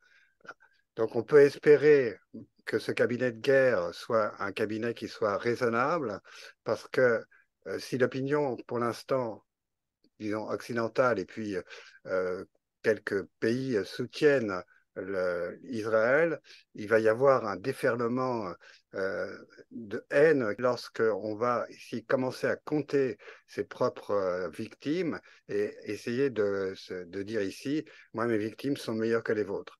Donc ça c'est certain. Il y a même quelques messages, j'ai vu un message qui est passé et qui va à peu près dans ce sens-là. Donc quelle est la possibilité, on va faire un peu de la prospective, mais il faut le faire absolument parce que c'est une question que tout le monde a au cœur, c'est comme une boule ici qui nous tient, c'est qu'est-ce qui peut se passer, quel est le moindre mal qui peut se passer à Gaza. C'est vraiment la question importante, essentielle qui va nous tenir dans les jours qui viennent. Ça peut se déclencher d'un jour à l'autre et c'est terrible. Et il y a le côté aussi, qu'est-ce qui va se passer en Israël même. Là, je citerai Shikma Bressler, donc, qui était une des têtes de la contestation. Et qui dit la chose suivante: à la première seconde possible, les responsables menés par Netanyahou doivent partir. Netanyahou cherche par tous les moyens à se disculper, à faire porter la responsabilité de cette guerre sur d'autres. Mais aujourd'hui, nous appelons les citoyens à se porter bénévoles. Maintenant, c'est la guerre. Nous ferons tout pour gagner, pour avancer. Il y a un site internet qui s'appelle Forum Abaat Netanyahu Ladin, c'est-à-dire forum pour traduire Netanyahou devant la justice. Je vous citais les exemples des gens qui sont en colère, et le poste, la fonction qu'il occupe Netanyahou depuis des années et qui réussit à occuper parce qu'il sait donner des postes, donner de l'argent, etc. Aujourd'hui, il commence à être largement démonétisé lui-même et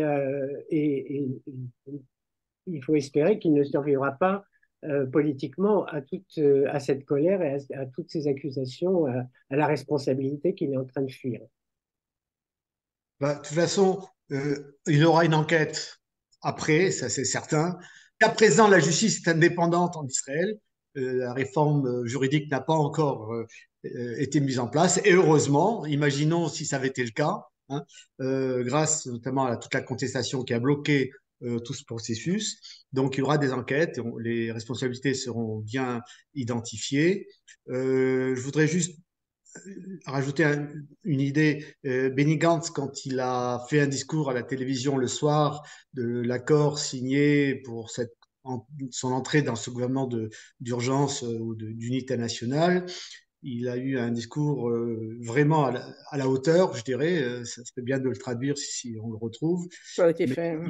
il a dit une chose importante. Il dit ce n'est pas, je ne viens pas ici pour faire une collaboration politique. Je viens ici pour faire, parce que shoot foot, on traduit par collaboration ou coopération, je sais pas, coopération de destin. On partage le destin. On vient épaule contre épaule pour assurer la défense du pays. Et après, on verra qui est responsable, etc. Donc voilà, ça c'est pour ce qui concerne Israël. Mais je crois qu'aujourd'hui, ça va être de plus en plus pour les Israéliens la question des otages qui va être au centre de ce qui va se passer. Vous avez vu sans doute hier, il y a une première vidéo qui n'a pas été forcément diffusée en France d'une otage israélienne, franco-israélienne de 21 ans qui a parlé. Sa mère a fait une conférence de presse aujourd'hui pour demander évidemment à ce qu'on fasse tous pour amener tout ce qui est possible pour amener sa fille. Je crois que son frère aussi a disparu, mais on n'a pas de nouvelles du frère. Donc ça, il y aura une très forte pression de plus en plus des familles là-dessus pour les prochains jours. Ça va être une contrainte que devra prendre en compte l'armée dans ses choix militaires. Et pour répondre, parce que je vois les messages qui sont mis sur le côté, qu'on veut faire du nettoyage ethnique. Quelqu'un a mis un message là. Je crois que ce n'est pas un nettoyage ethnique que veut faire Israël dans Gaza. Israël n'a aucune envie de récupérer Gaza ou de rentrer dans Gaza ou de rétablir un jour ou l'autre des colonies. Israël veut se débarrasser du Hamas. Malheureusement, la façon dont Hamas se trouve au centre des villes, dans ces tunnels, et c'est une armée de 30 000 hommes, hein, c'est pas quelques dizaines de personnes, hein, 30 000 hommes bien armés, bien entraînés et très motivés. Il n'y a pas d'autre solution que d'avoir une intervention militaire. Tout le monde en est conscient. C'est du sale boulot. Et si l'armée ira, j'en suis convaincu, à Gaza prochainement, dans 4 jours, 5 jours, une semaine, 2 semaines, mais je ne vois pas comment elle pourrait éviter d'intervenir par une opération terrestre qui va être très coûteuse pour les soldats parce que ces tunnels sont des pièges minés certainement. Et ça va être très dur de mener ces combats, mais je ne vois pas d'autre alternative que de se débarrasser de Hamas. Alors, iront-ils jusqu'au bout? Feront-ils une incursion limitée? Tout dépendra un peu du contexte et évidemment du nombre de victimes du côté palestinien. Du côté palestinien et de la position des internationales. Voilà, donc je pense que c'est un problème si la communauté internationale, avec les Américains, les Européens, est capable de prendre l'initiative, c'est le moment, parce que il faut sortir de cette crise par le haut. C'est-à-dire que pas se cantonner d'encore de mettre quelques rustines en pensant que ça va tenir le coup jusqu'à la prochaine fois. Sortir par le haut, ça veut dire venir avec un programme politique euh, de réadaptation de cette zone de Gaza sur tous les plans, sur le plan des directions, sur le plan économique, sur le plan des constructions, des infrastructures, etc., etc. On m'a dit qu'il y a une vingtaine d'années, de tels projets avaient été déjà mis en place, chiffrés, et les fonds avaient été trouvés pour mettre en place ces projets. Là, tout ce qui se passe depuis n'a pas rendu possible que ces tels projets puissent être mis en place. Les erreurs sont évidemment partagées, en grande partie par les Israéliens qui n'ont pas fait les actes politiques qu'ils devaient faire à l'égard de l'autorité palestinienne, qui ont préféré laisser pourrir la situation pour éviter d'avoir à négocier avec l'autorité palestinienne parce que cela aurait voulu dire permettre la création d'un État sur une partie de la Palestine pour les Palestiniens. Et d'autre part, la responsabilité aussi palestinienne par leurs dirigeants, le Hamas et aussi l'autorité palestinienne qui a peut-être pas toujours réagi ou négocié dans les conditions qui auraient pu permettre à ce qu'une solution soit trouvée. Les responsabilités sont partagées, des dizaines de livres ont été écrits sur la question, mais en tout cas, s'il y a un Des consensus, centaines de livres. un consensus, Et il y a un il consensus, y en a qui sont en train d'être écrits. c'est sûr, mais il y a un consensus parmi tous ces gens qui veulent essayer de donner une perspective, c'est qu'il n'y a pas de solution militaire, qu'il faut trouver une solution politique. Et pour cela, il faut, si on ne veut pas que ce soit encore une crise en attendant la prochaine, il faut vraiment mettre en place tout cet accompagnement international, économique, financier, militaire aussi, sans doute, Militaire aussi. pour que ce soit possible. Ça sera un lourd investissement, mais il n'y a pas d'autre alternative. Voilà, c'est tout ce qu'on peut dire. On va vers des jours difficiles, en tout cas, dans les prochaines semaines, c'est évident. C'est certain. Je voudrais vous montrer là quand même une carte parce que l'opinion va certainement changer et va vraiment évoluer. Une carte qui a été faite par Le Monde et qui montre euh, les soutiens après le 7 octobre. Vous voyez ici en bleu, c'est les gens qui soutiennent Israël, et c'est le bloc occidental et une partie de l'Afrique, plutôt vers le sud, l'Australie. Et en rouge, ce sont ceux qui ont qualifié l'attaque du Hamas comme acte de résistance. Donc, on a bien entendu l'Iran qui est là, on a le Yémen, c'est la partie en bas ici du Golfe Persique. Il y a la Libye, l'Algérie et la Tunisie qui est l'une des pires. Et très curieusement, il y a le Venezuela et il y a la Malaisie. On se demande bien, même si la Malaisie est à 97% Musulmane. musulmane, on se demande réellement ici ce que la Malaisie a comme intérêt dans ce petit coin qu'on ne voit même pas d'ailleurs, puisque vous voyez ici, par rapport aux États, c'est quand même tout à fait minuscule. Ce que vous avez en grisé, ce sont les BRICS. Et les BRICS, ce sont le conglomérat du Brésil, la Russie, de la Chine, de l'Inde et de l'Afrique du Sud, qui ont pris une position relativement neutre, c'est-à-dire appel à la désescalade avec ou sans condamnation. Ce sont ceux qui sont restés à peu près neutres, et puis évidemment toute une partie du continent africain qui est de toute façon tellement désorganisé et tellement pauvre que ce qui se passe là ne les concerne absolument pas. Dans tout ça, vous avez une petite excroissance, une petite verrue ici qui se retrouve là, toute petite, et ça, c'est le Qatar. Une taille minuscule et pourtant une influence énorme. Et bien entendu, par rapport ici aux États-Unis, on voit très bien que c'est tout à fait minuscule. Gicole et Lapin maintenant ont tout à fait raison, c'est au stade politique et que doit se régler ce passage, parce que si nous revenons au statu quo, après l'entrée sur Gaza, inévitable à mon avis, et qui va être meurtrière, ça va être encore une situation explosive et on s'attendra à la prochaine guerre, en sachant que depuis 1948, je n'ai pas compté, mais c'est l'état de guerre est quasi actuel, malgré les accords qu'il y a pu avoir entre l'Égypte assez tôt, la Jordanie, et puis les accords récents, les accords d'Abraham, qui sont un petit peu remis en cause avec le dernier rapprochement avec l'Arabie saoudite. J'aurais voulu vous lire quelques lignes d'un texte de Yuval Noah Harari. Ça sera ma conclusion. Dans sa guerre contre le Hamas, Israël a le devoir de défendre son territoire et ses citoyens. Mais il doit aussi défendre son humanité. Notre guerre est contre le Hamas, pas contre le peuple palestinien. Les civils palestiniens méritent de jouir de la paix et de la prospérité dans leur patrie, et même en plein conflit, leurs droits humains fondamentaux devraient être reconnus par toutes les parties.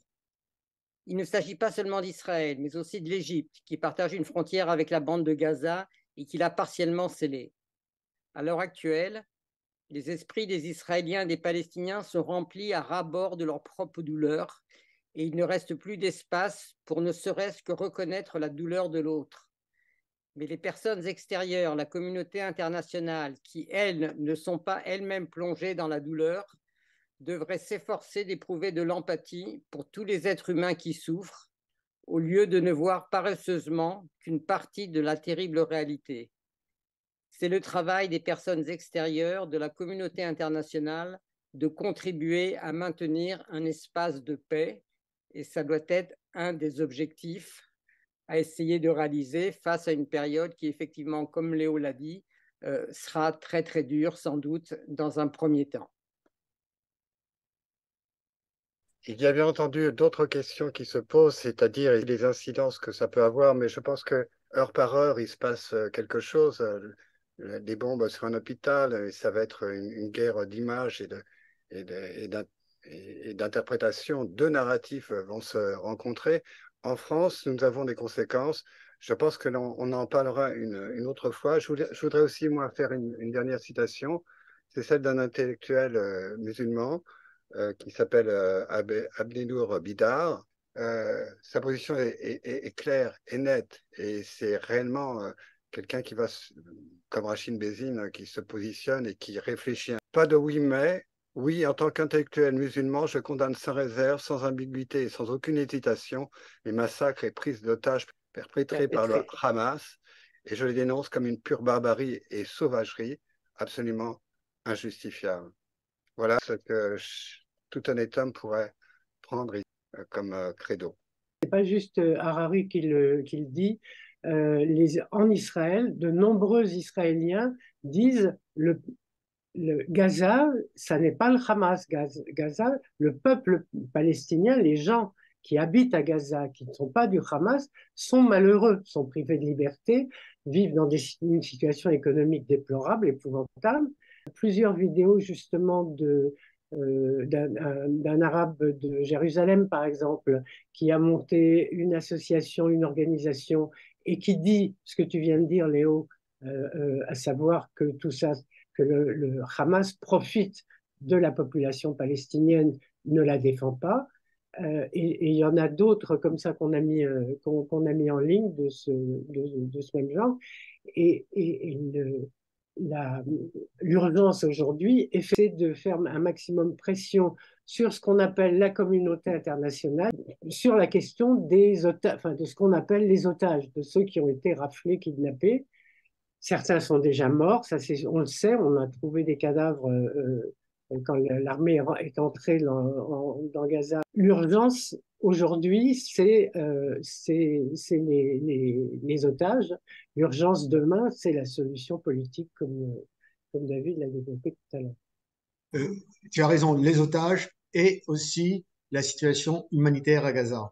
On ne peut pas dissocier, il faut mettre les conditions avec tout l'accompagnement nécessaire pour que cette population, qu'on éloigne des villes où vont se dérouler les combats, pour qu'il y ait le moins de victimes possible, puisse avoir les conditions d'une survie en attendant de pouvoir rentrer chez eux. Voilà, c'est ça l'objectif. Ça nécessite la coopération avec l'Égypte, évidemment, et d'autres structures internationales onusiennes.